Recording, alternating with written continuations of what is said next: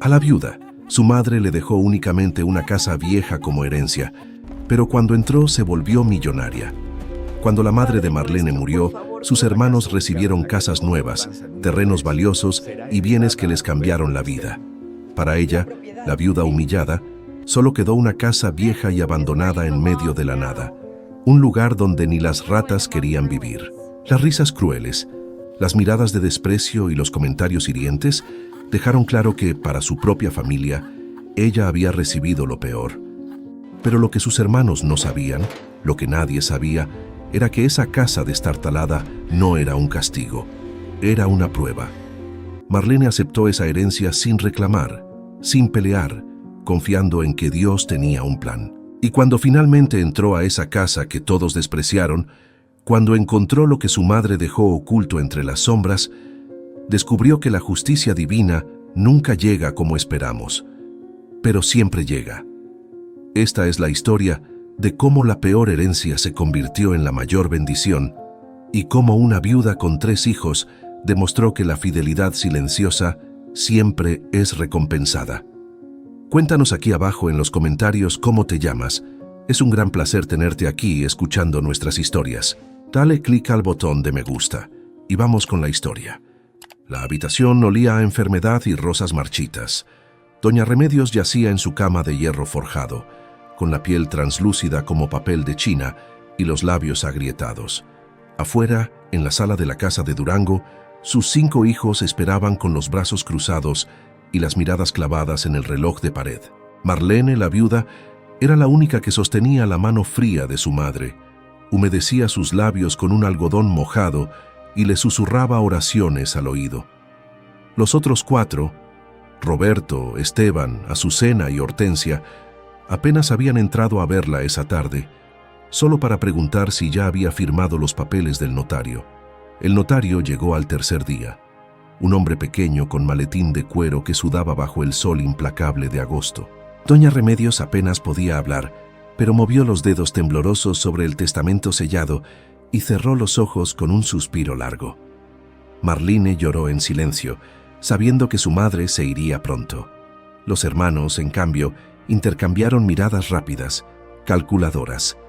Esa noche, Doña Remedios murió sin hacer ruido, como si se hubiera fundido con la oscuridad.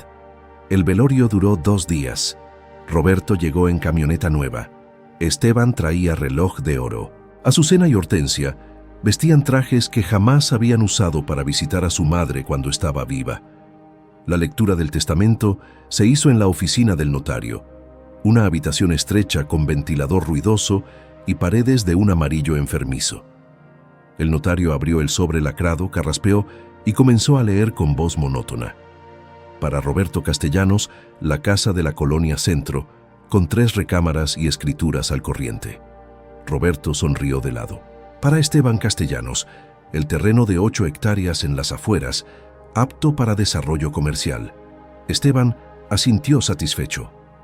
Para Azucena Vega, el local comercial en la avenida principal, con 2 pisos y bodega incluida. Azucena exhaló aliviada. Para Hortensia Moreno, la casa de la Colonia Jardines, con cochera techada y jardín amplio. Hortensia sonrió con suficiencia. Entonces, el notario hizo una pausa larga, miró a Marlene y continuó.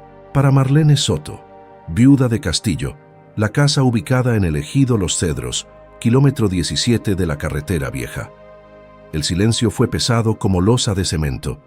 Luego vinieron las risitas contenidas. Roberto miró a Marlene de arriba abajo y dijo en voz alta: «Esa casa está hecha pedazos, ni las ratas quieren vivir ahí». Esteban soltó una carcajada seca. «Mamá te dio lo que merecías, Marlene, una ruina para la más pobre de todos». Azucena fingió compasión con una mueca exagerada. «Pobrecita, con 3 hijos y sin marido, ahora también sin casa decente». Hortensia remató con veneno en cada palabra.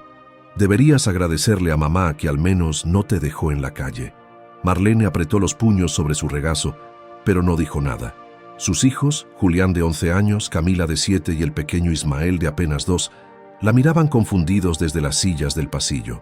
El notario guardó los papeles incómodo, y los hermanos salieron rápido, hablando en voz alta sobre sus nuevos bienes, sobre cómo los venderían o rentarían para multiplicar su valor.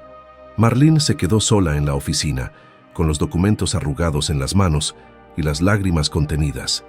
Recordó entonces los últimos 15 años. Roberto casi nunca visitaba a doña Remedios, solo aparecía cuando necesitaba dinero prestado que jamás devolvía. Esteban vivía en la capital y llamaba una vez al año, siempre apurado, siempre con excusas. Azucena criticaba la comida de su madre, la ropa vieja, la casa modesta, y solo iba en Navidad para recibir regalos.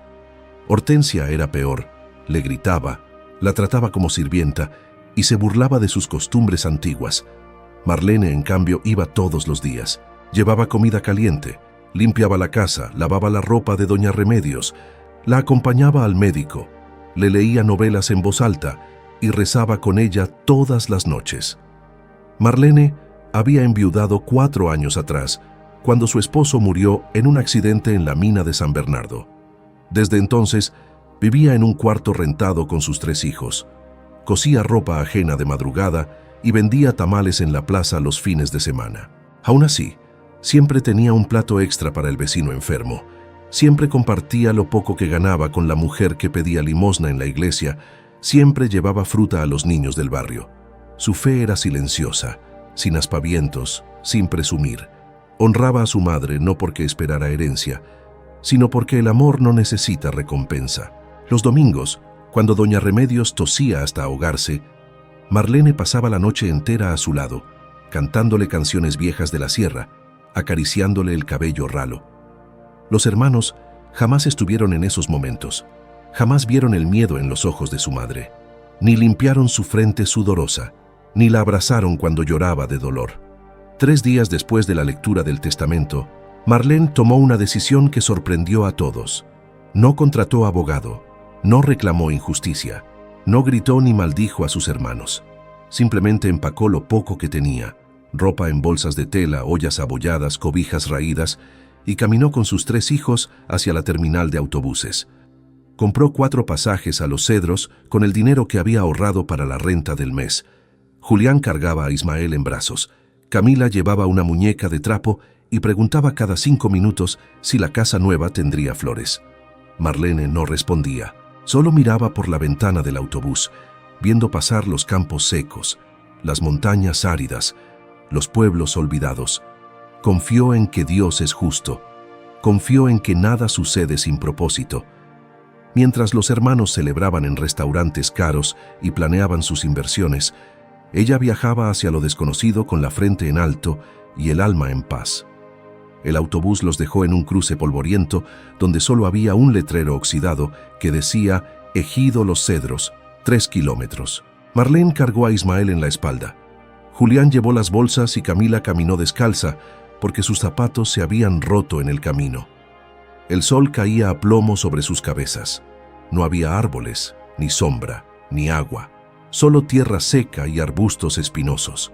Llegaron a la casa cuando el cielo ya se teñía de naranja. Era peor de lo que Roberto había descrito. Las paredes de adobe estaban agrietadas, el techo de lámina tenía huecos del tamaño de puños, la puerta colgaba de una sola bisagra. La maleza crecía hasta las ventanas sin vidrios. Adentro olía a humedad, a abandono, a años de silencio. Había murciélagos en las vigas, telarañas gruesas como cortinas y un piso de tierra apisonada lleno de piedras. Marlene dejó las bolsas en el suelo y se sentó en el marco de una ventana rota. Los niños se abrazaron asustados. Camila comenzó a llorar quedito. Julián apretaba los dientes para no quebrarse. Ismael dormía ajeno a todo. Marlene cerró los ojos y dejó que las lágrimas corrieran libres. No eran lágrimas de rabia, sino de cansancio, de dolor acumulado, de preguntas sin respuesta. ¿Por qué su madre le había dejado esto? ¿Por qué tanto esfuerzo, tanto amor, tanta entrega terminaban así? Pero no maldijo, no gritó al cielo, no se rebeló. Simplemente oró en voz baja, con las manos juntas y la voz quebrada. Dios mío, no entiendo tu voluntad, pero confío. Si esta es mi prueba, dame fuerzas. Si este es mi camino, guíame. Protege a mis hijos y ayúdame a no perder la fe. Afuera el viento aullaba entre los matorrales y el coyote solitario aullaba a lo lejos. Esa primera noche, Durmieron sobre las cobijas extendidas en el suelo, abrazados para darse calor. Marlene no pegó los ojos. Escuchaba cada crujido, cada susurro del viento, cada chirrido de insecto.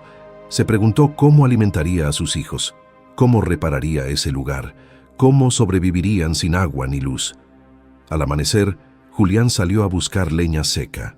Camila juntó piedras lisas para hacer un círculo donde encender fuego. Marlene exploró la casa con cuidado, revisando cada rincón, buscando algo útil, algo que le diera esperanza. En el cuarto del fondo, detrás de una tabla suelta en la pared, encontró una caja de metal oxidada. Adentro había una carta doblada en 3, escrita con la letra temblorosa de su madre. Marlene se sentó en el suelo con las piernas cruzadas y desdobló el papel con dedos temblorosos. La carta comenzaba así: «Hija mía, si estás leyendo esto es porque ya me fui y porque aceptaste lo que te dejé sin reclamar. Sé que te duele, sé que no entiendes, pero necesito que sepas la verdad». Marlene siguió leyendo, y con cada línea su corazón latía más rápido. Su madre explicaba que había vivido una doble vida durante 30 años, que trabajó en silencio, ahorrando cada peso, comprando tierras poco a poco bajo otro nombre, levantando un negocio que nadie conocía, que los hermanos siempre la despreciaron por ser pobre, por vivir en casa modesta, por no tener lujos, que jamás le preguntaron cómo estaba, solo qué les podía dar.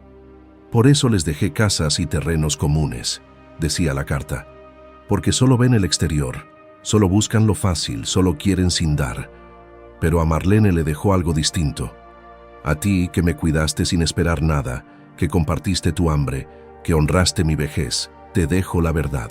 La madre revelaba que era dueña de la hacienda San Elías, la más grande de la región, con 200 hectáreas de cultivo, ganado de engorda, bodega de granos y 50 empleados. Todo estaba a nombre de un fideicomiso que solo Marlene podía activar con la carta y los documentos legales guardados en una caja fuerte del Banco del Norte en Durango.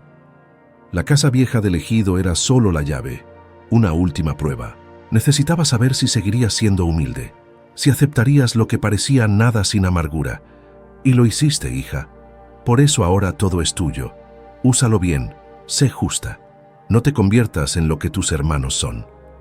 Marlene dejó caer la carta y se cubrió la boca con ambas manos. El llanto brotó con fuerza, pero esta vez era distinto. No era dolor, era asombro, era incredulidad. Era un alivio tan profundo que le dolían las costillas. Julián entró corriendo al escuchar los sollozos de su madre y la encontró arrodillada, temblando, con el papel apretado contra su pecho. «Mamá, ¿qué pasa?», preguntó alarmado. Marlene lo abrazó con fuerza, luego a Camila, luego besó la frente de Ismael, que despertó con los ojos hinchados. «Dios nos escuchó», susurró. «Dios nos escuchó». Al día siguiente, antes del amanecer, Marlene caminó de regreso al cruce, tomó el primer autobús a Durango y entró al banco con la carta arrugada y el corazón en la garganta.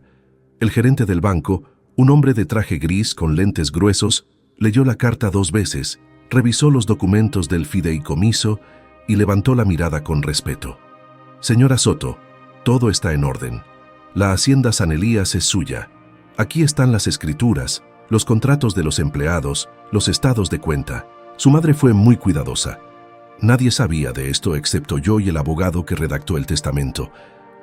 Marlene firmó papeles durante 2 horas. Cuando salió del banco, ya no era la viuda humillada que mendigaba respeto.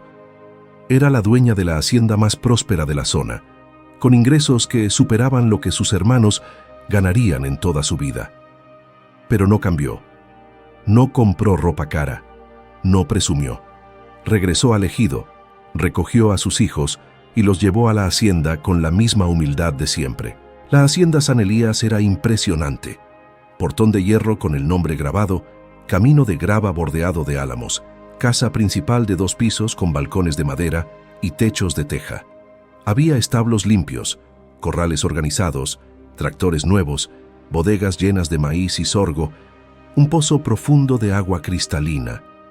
Los empleados, hombres curtidos por el sol, mujeres de manos fuertes, la recibieron con curiosidad y respeto. Marlene les habló con sencillez.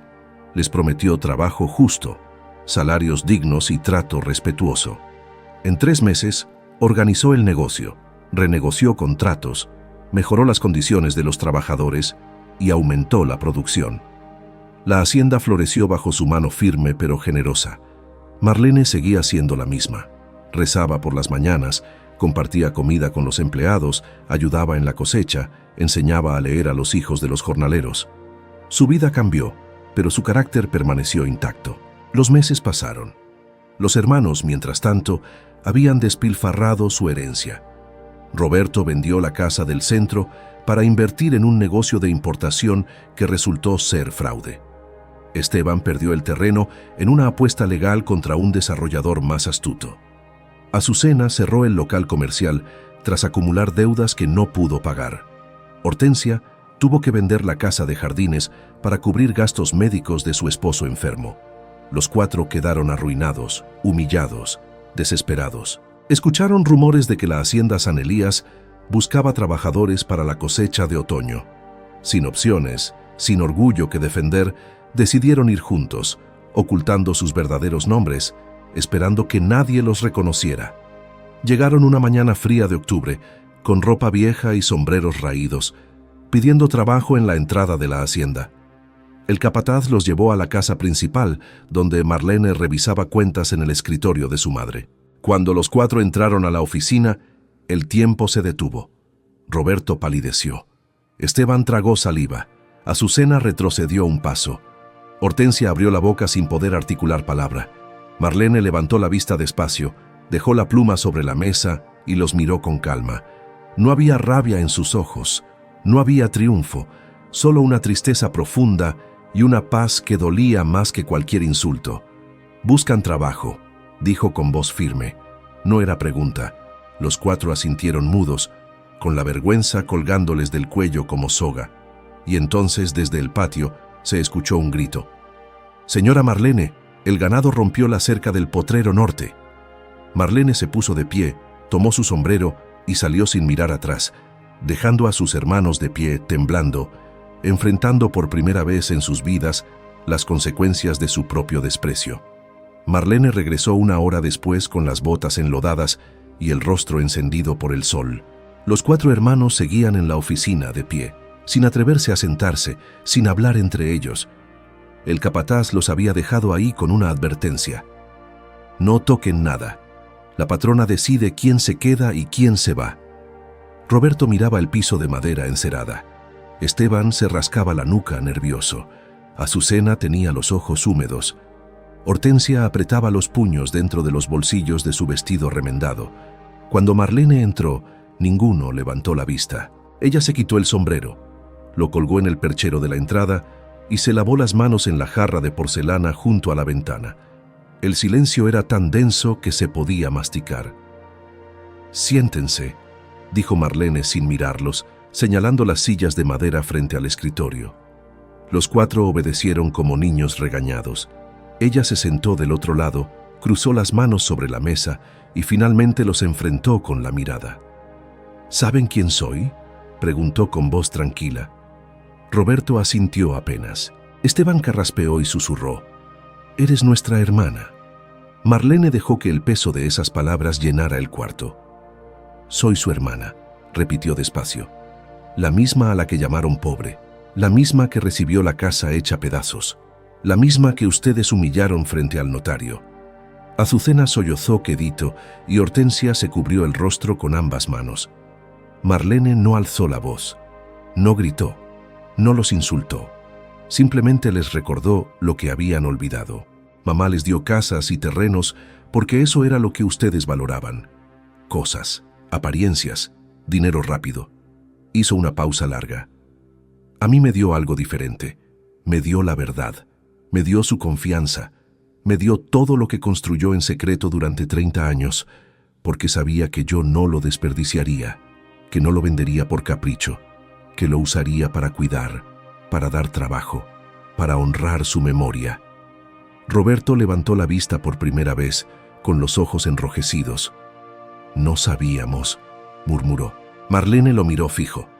No sabían porque nunca preguntaron, nunca se quedaron a escuchar, nunca quisieron conocerla de verdad. Esteban se atrevió a hablar con voz quebrada. Perdimos todo, Marlene. La casa, el terreno, el negocio. Todo se nos fue de las manos. Marlene asintió despacio. Lo sé. Me enteré. Azucena se limpió las lágrimas con el dorso de la mano. Venimos porque no tenemos a dónde ir. Porque necesitamos trabajo. No sabíamos que eras tú la dueña, te lo juro. Hortensia añadió con la voz rota. Si quieres echarnos, lo entendemos. Nos lo merecemos. El silencio volvió a caer como lluvia pesada. Afuera se escuchaban las voces de los jornaleros, el mugido del ganado, el canto de un gallo lejano. Marlene respiró hondo, cerró los ojos un momento y luego los abrió con decisión. No los voy a echar, dijo con firmeza. Los 4 levantaron la cabeza sorprendidos, incrédulos. Pero tampoco voy a regalarles nada. Si quieren quedarse, van a trabajar como todos los demás. Temprano, con el sol en la cara, con las manos sucias, van a ganar lo que produzcan, ni más ni menos, y van a aprender lo que mamá trató de enseñarles toda su vida, que el valor de una persona no está en lo que tiene, sino en lo que da. Roberto tragó saliva. Esteban asintió rápido. Azucena susurró un «gracias», casi inaudible. Hortensia se cubrió la boca para no soltar el llanto que llevaba contenido desde que cruzaron el portón de la hacienda. Marlene se puso de pie y llamó al capataz, un hombre de bigote espeso llamado don Jacinto, que llevaba 25 años trabajando en San Elías. Don Jacinto, estos 4 necesitan trabajo. Roberto y Esteban pueden ayudar en el establo y en la reparación de cercas. Azucena y Hortensia en la cocina de los empleados y en la limpieza de las bodegas. Mismo salario que todos, mismas condiciones. Si trabajan bien se quedan, si no se van. Don Jacinto miró a los 4 de arriba abajo con desconfianza, pero asintió. Como usted diga, patrona.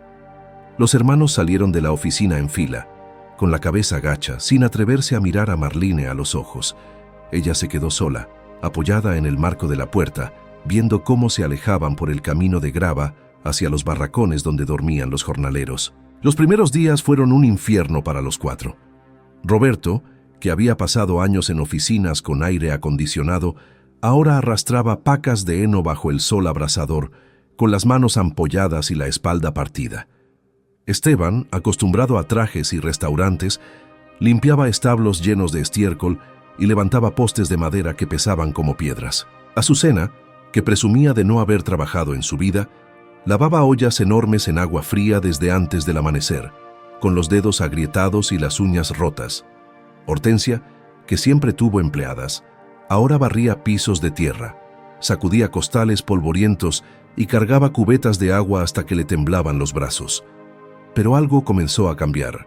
Los otros trabajadores, que al principio los miraban con recelo, empezaron a enseñarles trucos, a compartir agua fresca, a reírse de sus torpezas sin crueldad. Don Jacinto, duro pero justo, les mostraba cómo hacer las cosas bien, con paciencia inesperada. Y Marlene, sin hacer alarde, pasaba cada tarde por los lugares donde trabajaban, no para vigilarlos, sino para asegurarse de que estuvieran bien, de que tuvieran comida suficiente, de que nadie los maltratara. Nunca les hablaba directamente, pero su presencia era como un recordatorio constante. Ella había perdonado, pero no había olvidado. Una noche, después de 3 semanas, los 4 hermanos se reunieron en el patio común donde los empleados cenaban bajo un techo de palma. Compartían un plato de frijoles, tortillas y chile que sabía a gloria después de tanto trabajo. Roberto fue el primero en hablar, con la voz ronca de cansancio. «¿Se dan cuenta de lo que hicimos?». Esteban asintió despacio, mirando sus manos callosas. «La tratamos como basura, y ella nos está dando una oportunidad que no merecemos». Azucena se limpió una lágrima que rodó por su mejilla sucia. Mamá sabía. Por eso lo hizo así. Sabía que solo el golpe nos haría abrir los ojos. Hortensia, la más orgullosa de todos, la que más había herido a su madre con palabras crueles, dejó el plato a un lado y se cubrió el rostro. Yo la llamé vieja tonta, le grité que era una carga, y ahora resulta que era millonaria, que nos estaba probando y nosotros fallamos. El llanto de Hortensia fue el quiebre.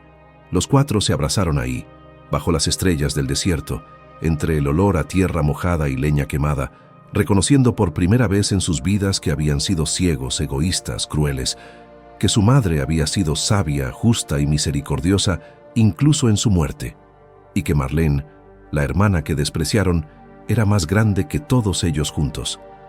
Esa noche no durmieron. Hablaron hasta el amanecer, recordando momentos que habían ignorado. Las veces que su madre les pidió ayuda y ellos dijeron estar ocupados, las navidades que pasaron sin visitarla, las llamadas que nunca hicieron, el amor que rechazaron porque era más cómodo vivir lejos, sin responsabilidades, sin compromiso. Al día siguiente, muy temprano, antes de que saliera el sol, los cuatro caminaron juntos hacia la casa principal. Marlene estaba en la cocina, preparando el desayuno de sus hijos. Julián leía en la mesa, Camila dibujaba con lápices de colores e Ismael jugaba con unos bloques de madera en el suelo. Cuando los cuatro entraron por la puerta trasera, Marlene levantó la vista del comal donde volteaba las tortillas. No dijo nada, solo esperó. Roberto dio un paso al frente, se quitó el sombrero y lo apretó entre sus manos temblorosas. Marlene, venimos a pedirte perdón, de rodillas si es necesario. Esteban continuó con la voz quebrada. No hay excusa para lo que hicimos. No hay palabras que borren el daño, pero necesitamos que sepas que lo entendimos, que estamos arrepentidos, que nos avergüenza lo que fuimos. Azucena sollozaba sin control. Tú siempre estuviste para mamá. Tú le diste todo, y nosotros te tratamos como si fueras nada. Perdónanos, por favor. Hortensia, la última en hablar, cayó de rodillas en el piso de madera.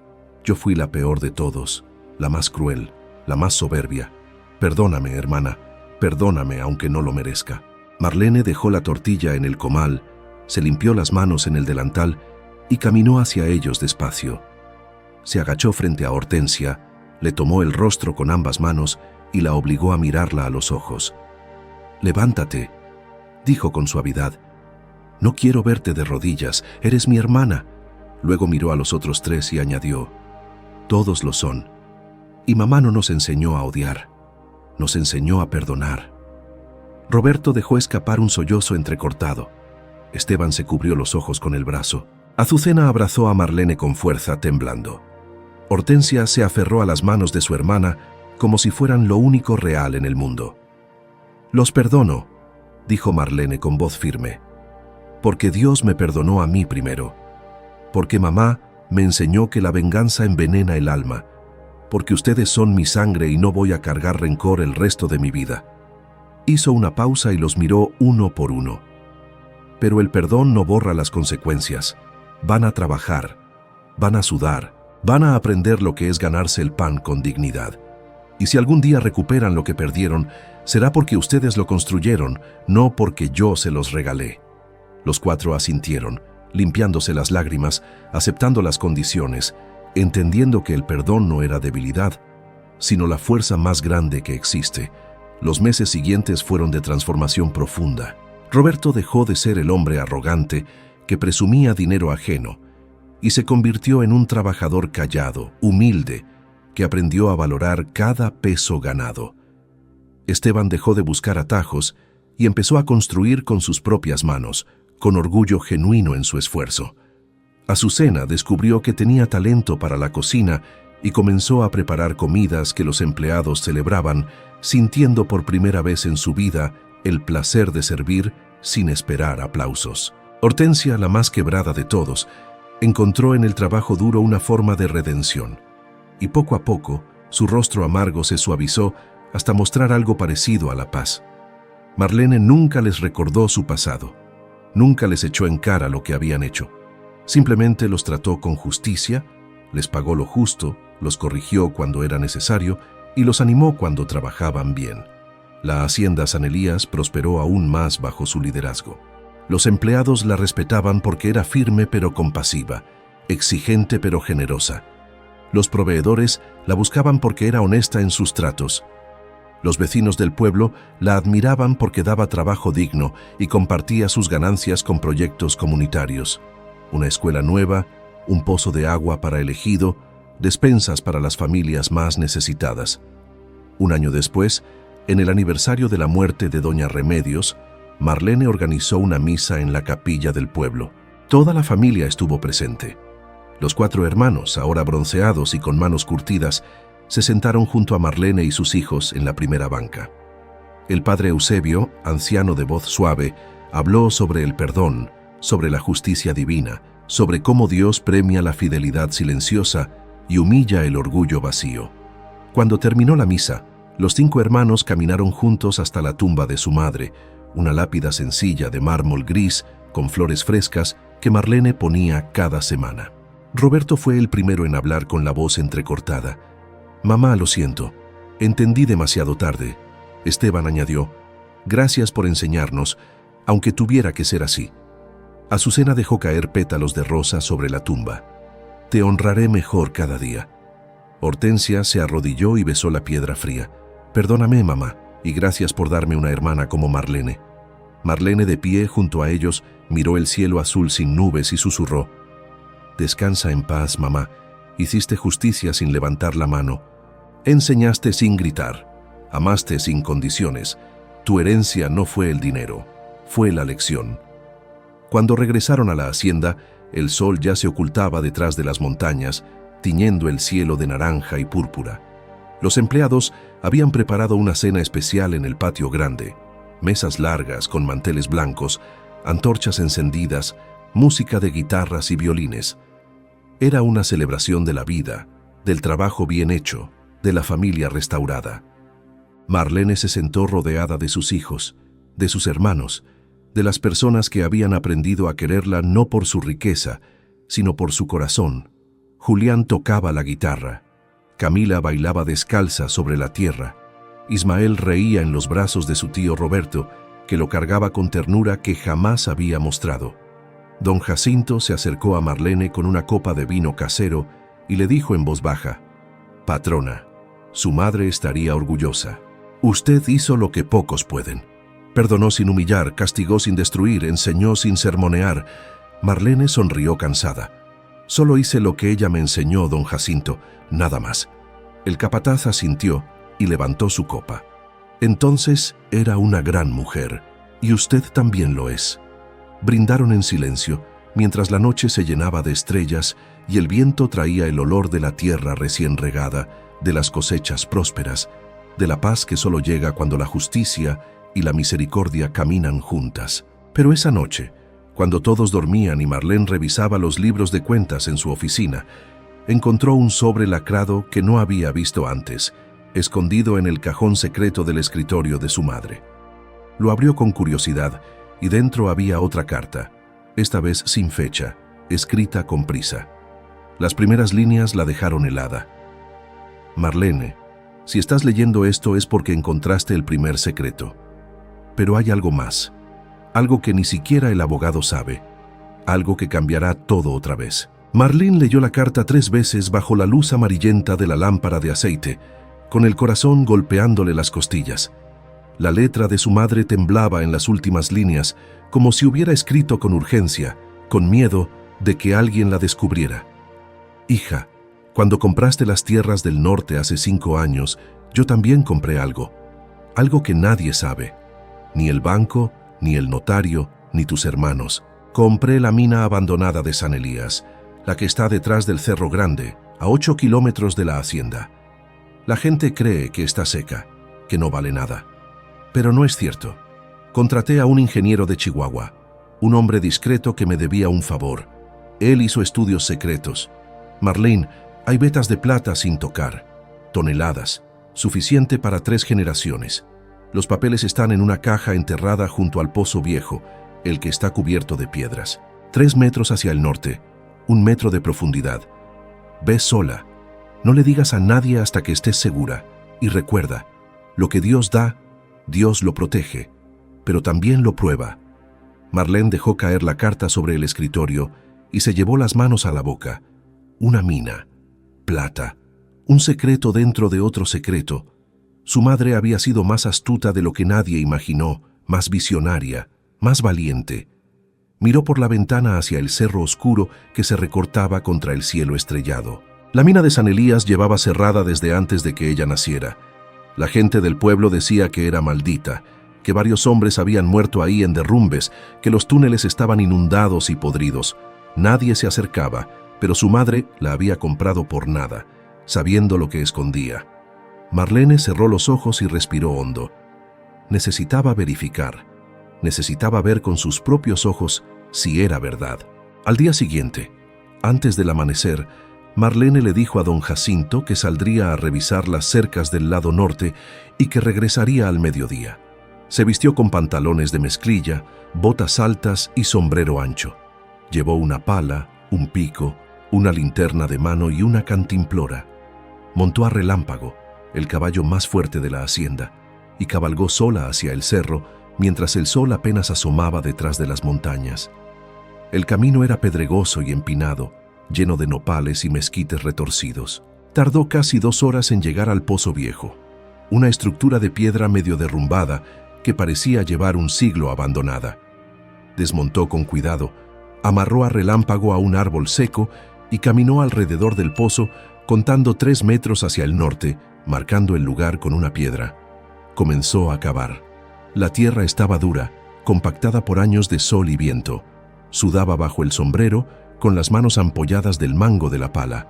A 1 metro de profundidad, el pico golpeó algo metálico. Marlene dejó caer las herramientas y se arrodilló, escarbando con las manos hasta sacar una caja de hierro del tamaño de una maleta pequeña, cerrada con candado oxidado.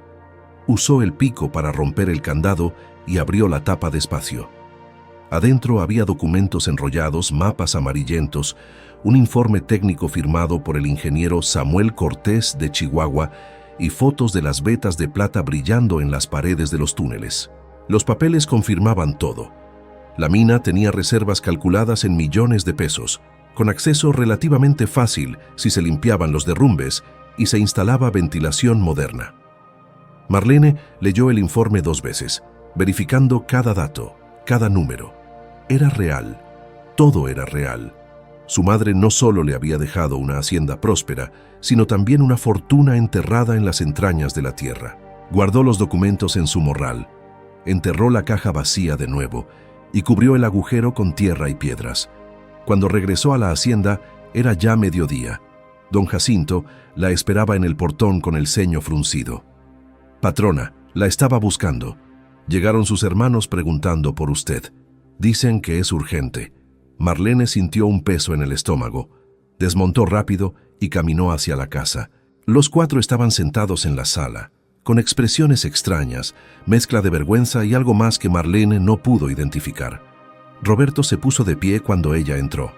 «Marlene, necesitamos hablar. Es sobre mamá». Esteban añadió nervioso. «Encontramos algo. En la casa donde murió. Estábamos limpiándola para venderla y apareció un documento». Azucena sacó un papel doblado de su bolso y se lo extendió a Marlene con manos temblorosas. «Es una escritura, de la casa del ejido, la que te dejó mamá. Pero hay algo raro». Marlene desdobló el papel y leyó en silencio. Era la escritura original de la casa vieja, fechada 30 años atrás, cuando su madre la compró por casi nada a un campesino que emigraba al norte. Pero en la parte de atrás, escrito a mano con tinta descolorida, había una nota. «Esta casa marca el límite sur de la propiedad completa. El verdadero valor no está en las paredes, sino en lo que las rodea». Marlene levantó la vista confundida. «¿Qué significa esto?». Hortensia intervino con voz tensa. «Fuimos al catastro de Durango a investigar. Marlene, la casa del ejido no es solo una casa. Es parte de un terreno de 50 hectáreas que mamá compró en secreto hace décadas. 50 hectáreas que nadie registró bien, que pasaron desapercibidas porque los límites estaban mal marcados. Y esas tierras…» Hizo una pausa cargada de significado. «Esas tierras colindan directamente con la entrada de la mina de San Elías. Quien controle esa casa, controla el acceso principal a la mina». Marlene sintió que el piso se movía bajo sus pies. Su madre lo había planeado todo desde el principio. No era casualidad, era estrategia pura. Roberto tomó aire antes de continuar. «Marlene, hay algo más. Ayer llegó un hombre a la hacienda buscándote.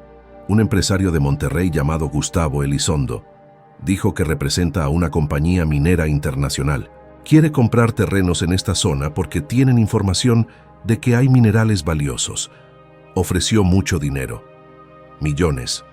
Esteban añadió: le dijimos que volvieras mañana, pero nos preocupa. Ese hombre no parecía de los que aceptan un no por respuesta. Azucena se mordió el labio. ¿Sabías algo de esto, Marlene? ¿Sabías que la mina tiene valor? Marlene los miró uno por uno, midiendo sus palabras, decidiendo cuánto revelar. Encontré una carta de mamá anoche. Ella sabía de la mina. La compró hace años. Y sí, tiene plata, mucha. El silencio cayó como yunque. Los 4 hermanos se miraron entre sí, procesando la información. Roberto fue el primero en reaccionar, con voz suave, sin rastro de codicia. ¿Y qué vas a hacer?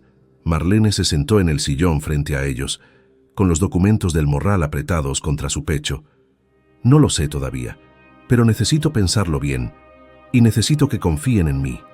Hortensia asintió rápido. Confiamos. Esta vez sí confiamos. Esa tarde, Gustavo Elizondo llegó sin avisar. Era un hombre alto, de traje gris impecable, lentes de sol caros y sonrisa de tiburón. Llegó en una camioneta negra con vidrios polarizados, acompañado de 2 hombres fornidos que claramente eran guardaespaldas.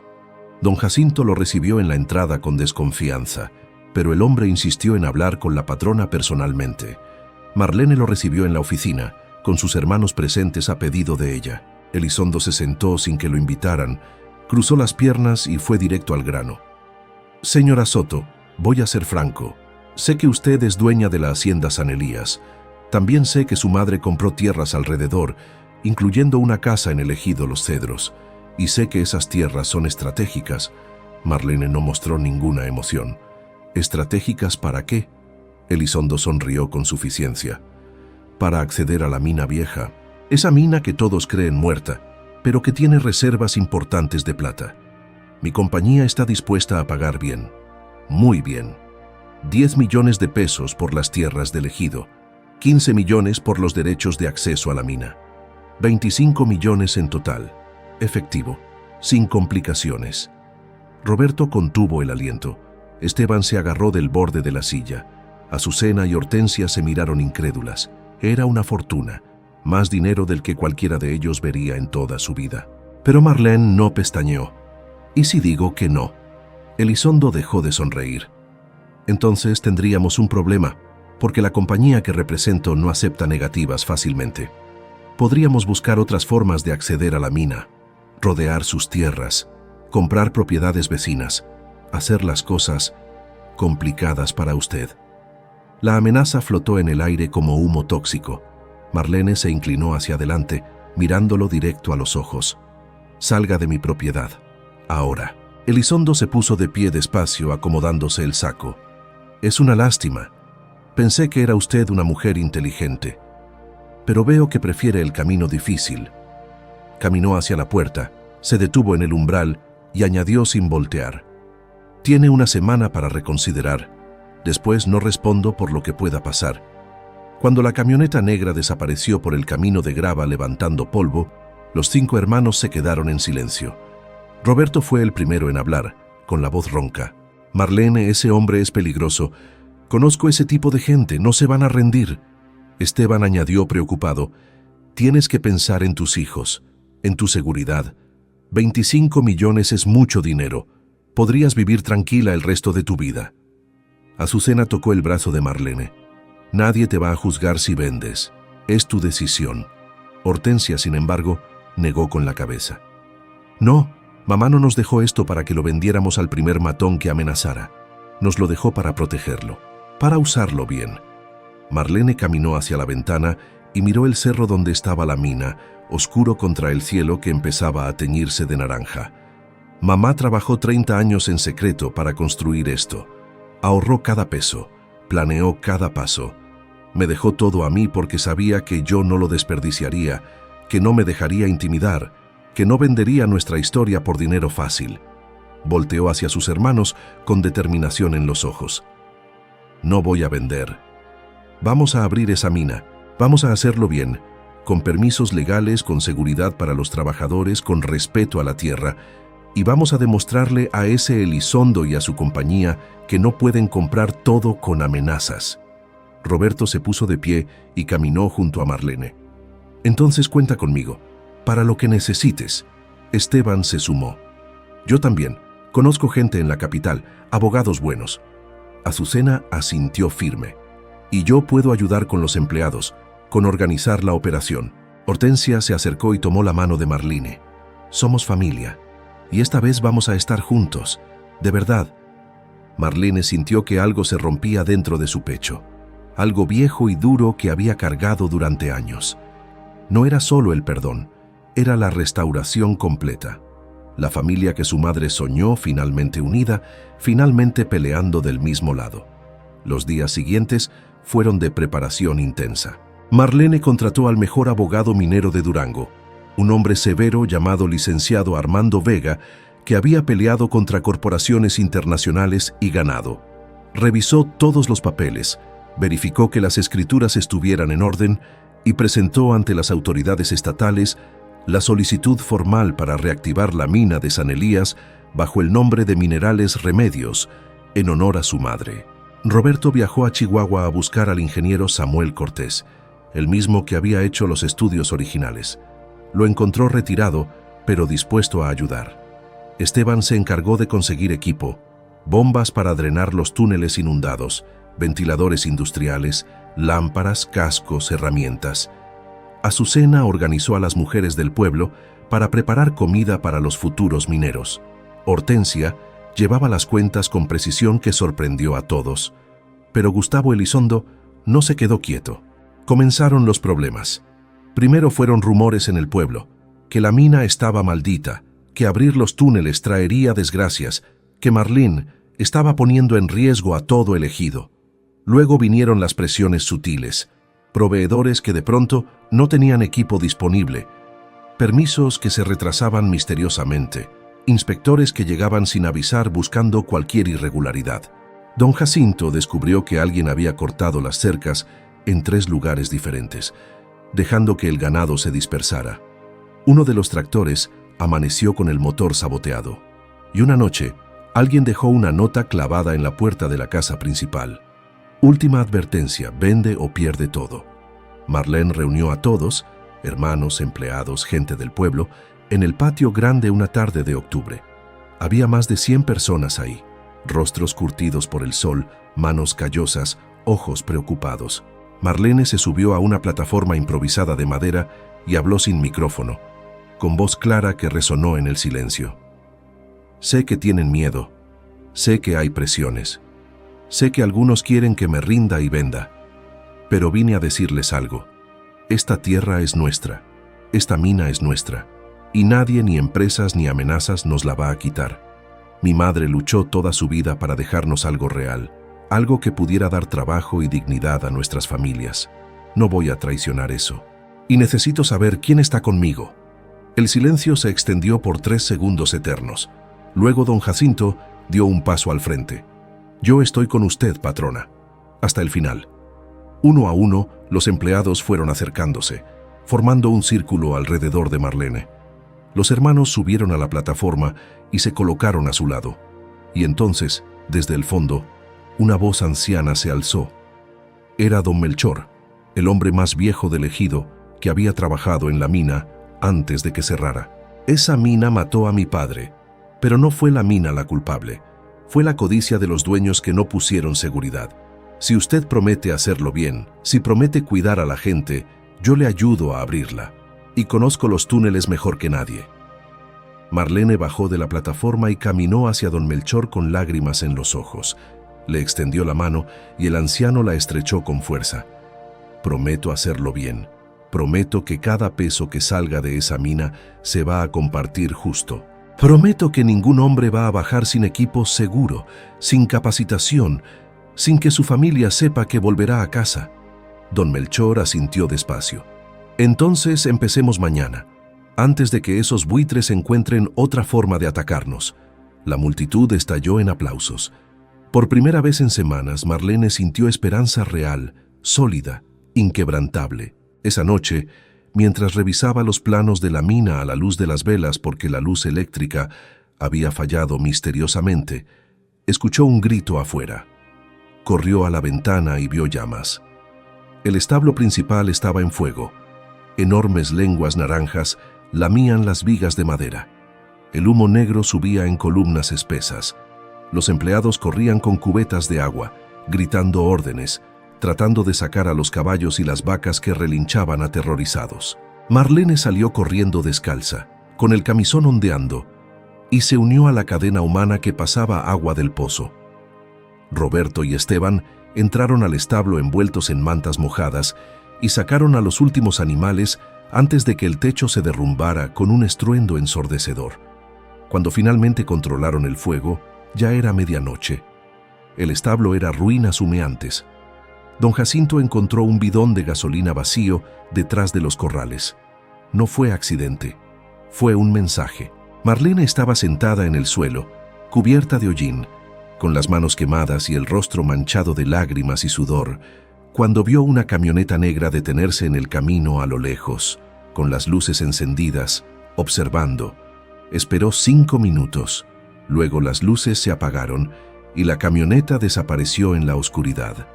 Marlene apretó los puños hasta que las uñas se le clavaron en las palmas. No iba a rendirse. No después de todo lo que su madre había sacrificado. No después de que su familia finalmente estaba unida. Pero sabía que la guerra apenas comenzaba y que el próximo ataque sería peor. Al amanecer, Marlene no había dormido. Estaba sentada en el porche de la casa principal con una escopeta sobre las rodillas, mirando el horizonte donde el sol apenas asomaba detrás de las montañas. Sus hermanos llegaron uno por uno, también despiertos, también decididos. Roberto traía un rifle que había encontrado en el cobertizo. Esteban cargaba un machete. Azucena y Hortensia preparaban café fuerte en la cocina, con las manos temblorosas pero los rostros duros. Sabían que las cosas habían cambiado. Ya no era solo negocios, era guerra. Don Jacinto llegó con 10 hombres del pueblo, todos armados con lo que pudieron encontrar: palos, herramientas, pistolas viejas. Patrona, anoche hablamos. Si vienen por usted, vienen por todos nosotros. Esta es nuestra tierra también. Marlene sintió un nudo en la garganta. No quiero que nadie salga herido por mí. El capataz escupió al suelo. No es por usted, es por lo que es justo, y porque ya estamos cansados de que gente de fuera venga a robarnos lo nuestro. Los hombres asintieron en silencio, formando un semicírculo protector alrededor de la casa. Esperaron toda la mañana, pero nadie llegó. Lo que sí llegó fue el licenciado Armando Vega, manejando su viejo Tsuru plateado por el camino de grava. Se bajó con su portafolio de cuero bajo el brazo y una sonrisa que no llegaba a sus ojos. Señora Soto, tengo noticias, buenas y malas. Marlene lo invitó a pasar a la oficina. Los hermanos se quedaron afuera montando guardia. El abogado sacó documentos y los extendió sobre el escritorio. La buena: los permisos para reactivar la mina fueron aprobados. Todo está en orden. Pueden empezar operaciones de inmediato. Marlene exhaló aliviada. ¿Y la mala? Vega se quitó los lentes y los limpió despacio. La compañía de Elizondo presentó una demanda alegando que ellos tienen derechos previos sobre el subsuelo. Es mentira, pero van a tardar meses en desestimar el caso. Suficiente tiempo para seguir presionándola. Marlene golpeó la mesa con el puño. No tenemos meses, cada día que pasa ellos ganan terreno. Vega asintió. Lo sé, por eso vine con una propuesta. Conozco a un periodista en la capital. Se llama Rodrigo Montiel. Es de los buenos, de los que no se venden. Si le damos la historia completa, la herencia, los secretos de su madre, las amenazas de Elizondo, el incendio, puede publicarla en el diario estatal. Una vez que sea público, será mucho más difícil para ellos actuar en las sombras. Marlene pensó rápido. Era arriesgado, exponer su vida privada, la de su familia, pero quizá era la única forma de protegerse. Hágalo, dígale al periodista que venga mañana. Rodrigo Montiel llegó al día siguiente en una camioneta destartalada llena de cámaras y libretas. Era joven, de barba descuidada y ojos inteligentes que no perdían detalle. Marlene le contó todo. Desde el testamento hasta las amenazas, desde los estudios secretos de la mina hasta el incendio del establo. Los hermanos añadieron su testimonio, reconociendo públicamente cómo habían despreciado a Marlene y cómo ella los había perdonado. Don Jacinto habló de las presiones en el pueblo. Don Melchor mostró las cicatrices que le dejó la mina cuando era joven y explicó por qué ahora estaba dispuesto a volver a bajar si se hacía con seguridad. Rodrigo grabó todo, tomó fotos de los documentos, del establo quemado, de las notas amenazantes. La historia salió publicada 3 días después en primera plana del Diario de Durango. El titular era Demoledor. Viuda humillada por herencia injusta, descubre fortuna oculta y enfrenta amenazas de corporación minera. El artículo era detallado, equilibrado, devastador. Nombraba a Gustavo Elizondo y a la compañía que representaba. Incluía fotos de Marlene con sus hijos, de la hacienda próspera, del establo destruido. Citaba a los hermanos hablando de redención y perdón.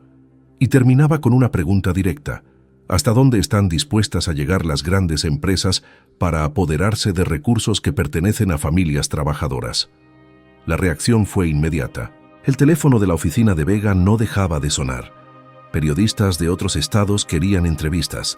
Organizaciones de derechos humanos ofrecieron apoyo legal gratuito. Pequeños empresarios mineros se solidarizaron públicamente. El gobernador de Durango, presionado por la opinión pública, ordenó una investigación sobre las actividades de la compañía de Elizondo en la región. Y lo más importante, los jueces aceleraron la revisión de la demanda presentada por la corporación, dándole prioridad por el escrutinio mediático. Gustavo Elizondo apareció 2 días después, pero esta vez sin guardaespaldas, sin sonrisa de tiburón, sin amenazas veladas. Llegó en un auto rentado común y pidió hablar con Marlene en privado. Ella aceptó, pero con sus 4 hermanos presentes y don Jacinto en la puerta. Elizondo se veía cansado, derrotado. «Señora Soto, vine a disculparme y a retirar la demanda». Marlene no dijo nada, solo esperó. La casa matriz en Monterrey me ordenó cerrar este asunto. Dice que el costo político es demasiado alto, que no vale la pena pelear contra una viuda que se volvió heroína popular. Su voz tenía un toque de amargura. Usted ganó, tiene su mina, sus tierras, su historia de Cenicienta que los periódicos adoran. Marlene se inclinó hacia adelante. No fue una historia de Cenicienta, fue 30 años de trabajo silencioso de mi madre. Fue soportar humillaciones, fue perdonar cuando habría sido más fácil odiar, fue confiar cuando todo parecía perdido. Elizondo asintió sin mirarla a los ojos. Como sea, la compañía ya no tiene interés en esta región. Nos vamos. Se puso de pie para irse, pero Roberto lo detuvo con una pregunta. ¿Usted ordenó el incendio? Silencio pesado. Elizondo tragó saliva. Yo no di esa orden directamente, pero sabía que podía pasar, y no lo detuve. Eso me hace culpable. Hortensia habló con voz dura. Podríamos denunciarlo, meter a la policía. Elizondo asintió. Podrían, y probablemente deberían. Pero Marlene levantó la mano. Váyase, y no vuelva. Esa es la única gracia que va a recibir de mí. Cuando Elizondo salió por la puerta, los hermanos miraron a Marlene confundidos. ¿Por qué lo dejaste ir?, preguntó Esteban. Marlene respiró hondo. Porque la venganza no reconstruye establos. Porque mamá me enseñó que la justicia verdadera no siempre es la cárcel. A veces es dejar que la persona viva con lo que hizo. Y él va a vivir sabiendo que perdió contra una viuda con 3 hijos y una familia que finalmente aprendió a estar unida. Azucena abrazó a su hermana. Cada día te pareces más a mamá. Marlene sonrió cansada.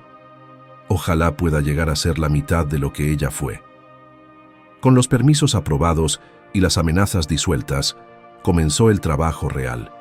Don Melchor guió al equipo de ingenieros por los túneles de la mina. Tardaron 2 semanas en drenar el agua acumulada de décadas. Otras 3 en reforzar las vigas podridas y las paredes agrietadas. Instalaron ventilación moderna, sistemas de iluminación, equipos de seguridad que nunca habían existido en los viejos tiempos. Marlene insistió en capacitar personalmente a cada minero, en que supieran exactamente qué hacer en caso de emergencia, en que entendieran que ninguna veta de plata valía una vida humana. El día que finalmente bajaron al túnel principal y encontraron las vetas brillando en las paredes como ríos de luna congelada, todos se quedaron sin aliento. Don Melchor lloró en silencio, tocando la piedra con dedos temblorosos. Es tal como la recordaba, pero esta vez vamos a hacerlo bien. Roberto, Esteban, Azucena y Hortensia trabajaron junto a los mineros esa primera semana, no como patrones, sino como parte del equipo. Cargaron sacos, limpiaron escombros, aprendieron a manejar herramientas. Querían entender desde adentro lo que significaba ganarse el sustento con las manos, con el sudor, con la dignidad del esfuerzo. La primera extracción de plata fue modesta, pero simbólica. 500 kilos que vendieron a un comprador de Zacatecas por un precio justo. Con ese dinero, Marlene hizo lo que su madre habría querido. Pagó salarios completos a todos los empleados, reparó el establo quemado con materiales mejores que los originales, compró equipo médico para la clínica del pueblo y becó a 20 niños del ejido para que pudieran seguir estudiando. Los hermanos no pidieron ni un peso. Trabajaban por salario igual que todos, comían en el mismo comedor, dormían en los mismos barracones cuando había turnos dobles. 6 meses después, Minerales Remedios era la empresa más respetada de la región. No por su tamaño, sino por su forma de operar. Marlene implementó un modelo donde los trabajadores recibían un porcentaje de las ganancias, además de su salario. Contrató a mujeres para puestos administrativos y técnicos. Estableció horarios que permitían a los padres estar con sus hijos. Nunca exigió horas extras sin pagarlas. Nunca escatimó en seguridad. Y cada decisión importante se discutía en asamblea donde todos podían opinar. Los empresarios de otras minas la criticaban por ser demasiado generosa, por regalar dinero. Pero Marlene no cedía. Si mi madre construyó esto en silencio durante 30 años, yo lo voy a honrar haciendo las cosas como se deben hacer. Una tarde de primavera, un año después de abrir la mina, Marlene estaba en el cementerio del pueblo limpiando la tumba de su madre. Quitaba las hojas secas, ponía flores frescas de bugambilla, regaba las plantas que crecían alrededor. Sus hermanos llegaron sin avisar, cada uno con un ramo diferente. Se arrodillaron junto a ella en silencio y comenzaron a ayudar. Cuando terminaron, se sentaron en la tierra todos juntos, mirando la lápida que ahora tenía una inscripción nueva que Marlene había mandado grabar. Remedios Castellanos, Madre Sabia, Mujer Visionaria. Nos enseñó que el verdadero tesoro no es el oro ni la plata, sino el carácter forjado en el fuego de la prueba. Roberto habló primero con voz ronca. Ojalá pudiera decirle que lo entendimos, que valió la pena su plan. Esteban añadió que sus hijos finalmente se hicieron hermanos de verdad. Azucena se limpió las lágrimas. Que aprendimos que el perdón duele, pero libera. Hortensia terminó que Marlene fue la mejor de todos nosotros y que tuvo la gracia de no restregárnoslo en la cara. Marlene tomó las manos de sus hermanos, formando un círculo alrededor de la tumba. Mamá siempre supo lo que hacía. Cada herencia fue exacta. Ustedes recibieron lo que valoraban para que aprendieran que se puede perder. Yo recibí lo que parecía nada para que aprendiera que Dios multiplica lo poco cuando se usa con justicia. Esa noche hubo fiesta en la hacienda, no para celebrar la riqueza, sino para celebrar el año de trabajo honesto, de familia restaurada, de comunidad fortalecida. Julián, que ahora tenía 12 años, tocaba la guitarra mejor que nunca. Camila, de 8, bailaba con las hijas de los mineros. Ismael, de 3, corría entre las mesas riendo con esa risa limpia de los niños que crecen rodeados de amor. Don Jacinto brindó con vino casero. Don Melchor contó historias de la mina vieja que ahora eran leyendas. Los empleados cantaron corridos hasta que les dolió la garganta. Marlene se retiró temprano a su habitación, cansada pero en paz. Se sentó junto a la ventana mirando las luces del patio, escuchando la música lejana, sintiendo el peso suave de la bendición que no buscó pero recibió.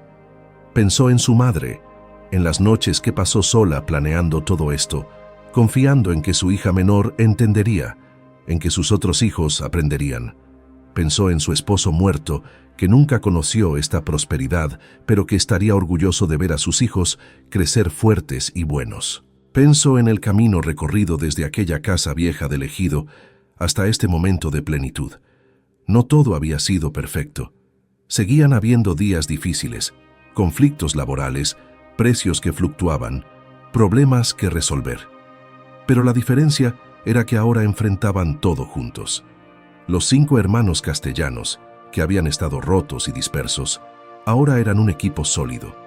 Roberto manejaba la parte legal de la empresa, Esteban supervisaba la producción, Azucena dirigía recursos humanos. Hortensia llevaba la contabilidad con precisión, que rivalizaba con cualquier contador profesional, y Marlene lideraba todo con la sabiduría silenciosa que heredó de su madre. 2 años después, cuando la mina ya era próspera y estable, Marlene tomó una decisión final. Reunió a sus hermanos y les presentó documentos notariales. Había dividido la propiedad de Minerales Remedios en 5 partes iguales, 20% para cada hermano. Los 4 la miraron incrédulos. «Marlene, esto es tuyo. Mamá te lo dejó a ti», dijo Roberto. Marlene negó con la cabeza. «Mamá me lo dejó para probarnos a todos. Ya pasamos la prueba, ahora es de la familia completa, como debió ser desde el principio». Hortensia protestó. «No merecemos esto después de cómo te tratamos». Marlene sonrió. «Nadie merece la gracia.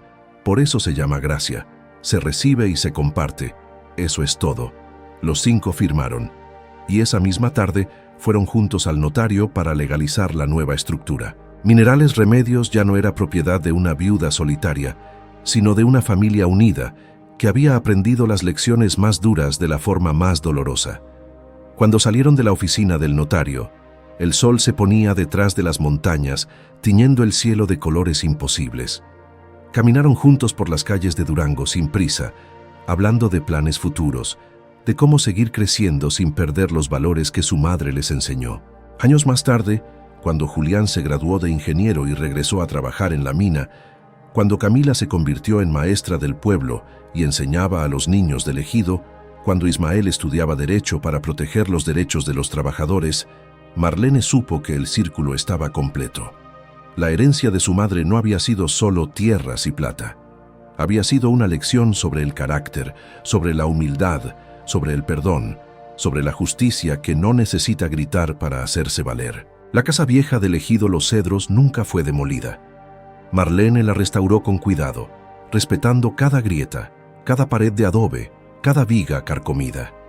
La convirtió en un pequeño museo donde contaba la historia de su madre, de cómo una mujer sencilla construyó un imperio en silencio, de cómo usó la herencia para revelar el verdadero corazón de sus hijos. Los visitantes caminaban por las habitaciones viendo fotos viejas, leyendo las cartas originales, entendiendo que las mayores fortunas no siempre brillan, que las pruebas más duras son las que más enseñan, que el amor verdadero tiene la paciencia de esperar décadas para que las semillas plantadas finalmente den fruto. En la entrada del museo, grabado en una placa de bronce, estaba el último deseo de Doña Remedios que Marlene encontró en una tercera carta, esta escondida en el cajón más pequeño del escritorio. Que mis hijos aprendan que en esta vida nada se pierde. Las lágrimas se convierten en sabiduría, las pruebas en fortaleza, las injusticias en oportunidades de mostrar gracia, y las herencias más valiosas no son las que se cuentan en pesos, sino las que se miden en el tamaño del corazón. Marlene tocaba esa placa cada vez que visitaba el lugar, con dedos que ya mostraban arrugas, pero seguían siendo fuertes, con ojos que habían llorado mucho pero ahora miraban el mundo con paz profunda. La historia de la viuda que recibió la peor herencia y se volvió millonaria corrió por toda la región, como fuego en pastizal seco. Pero quienes la conocían de verdad sabían que no se trataba de dinero. Se trataba de una mujer que mantuvo la fe cuando todo parecía perdido, que perdonó cuando habría sido más fácil vengarse, que compartió cuando podría haberse quedado con todo. Y se trataba de una madre sabia que planeó durante 30 años la lección perfecta, confiando en que el tiempo revelaría la verdad, en que el dolor purificaría el orgullo, en que el amor finalmente vencería. Marlene vivió muchos años más, siempre humilde, siempre generosa, siempre agradecida. Nunca se volvió a casar, pero nunca estuvo sola. Tenía a sus hijos, a sus hermanos, a docenas de empleados que se volvieron familia, a un pueblo entero que la respetaba no por su riqueza, sino por su integridad. Y cada noche, antes de dormir, murmuraba la misma oración que repetía desde aquella primera noche en la casa abandonada del ejido. Gracias, Dios, por no darme lo que pedí, sino lo que necesitaba, por enseñarme que tus caminos son más altos que los míos, por usar incluso el dolor para forjar algo hermoso. Y en el cielo estrellado sobre la hacienda San Elías, donde el viento susurraba entre los álamos y la tierra descansaba después de dar su fruto, parecía que alguien respondía con voz suave pero clara: Bien hecho, hija fiel, bien hecho. Esta historia nos enseña que las pruebas más duras no son castigos, sino oportunidades disfrazadas que Dios usa para revelar nuestro verdadero carácter. Nos recuerda que la justicia divina nunca llega cuando la esperamos, pero siempre llega en el momento perfecto, recompensando la fidelidad silenciosa y la humildad genuina. Aprendimos que el perdón no es debilidad, sino la fuerza más grande que existe, capaz de restaurar familias rotas y convertir el dolor en bendición. Así que cuando recibas lo que parece ser la peor parte, cuando todos te humillen y te desprecien, no te rindas. Acepta tu cruz con fe, trabaja en silencio, confía en que nada sucede sin propósito, porque muchas veces las mayores fortunas vienen envueltas en los paquetes más maltratados. No olvides suscribirte a nuestro canal y compartir esta historia con las personas que amas. Dios te bendiga.